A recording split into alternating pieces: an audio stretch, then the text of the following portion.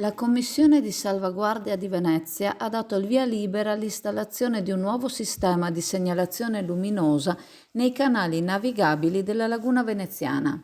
Il consigliere regionale del Partito Democratico Veneto, Jonathan Montanariello, ha espresso soddisfazione per questa decisione e ha sottolineato che erano stati presentati degli emendamenti per finanziare l'illuminazione e la sicurezza della laguna di Venezia durante il bilancio regionale. Il nuovo sistema prevede l'utilizzo di lampade a LED alimentate tramite pannelli solari dotati di batterie di accumulo. Le lampade saranno posizionate sulla parte superiore delle bricole e offriranno una migliore segnalazione senza causare inquinamento luminoso. Questa iniziativa mira ad aumentare la sicurezza del traffico acqueo e a garantire una migliore manutenzione degli impianti.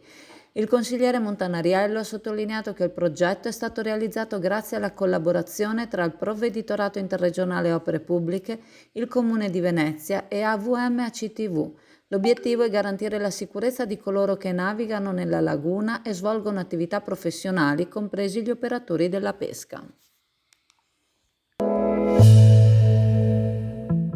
L'agenzia Venice Waterlink, in collaborazione con la Raffaello Navigazione, in aprile e in maggio vi accompagnano da Sottomarina a Venezia il sabato, la domenica e i festivi e alle isole Burano, Murano e Torcello la domenica. Per maggiori informazioni telefonare allo 041 8626 373 per prenotazioni online sul sito venicewaterlink.com.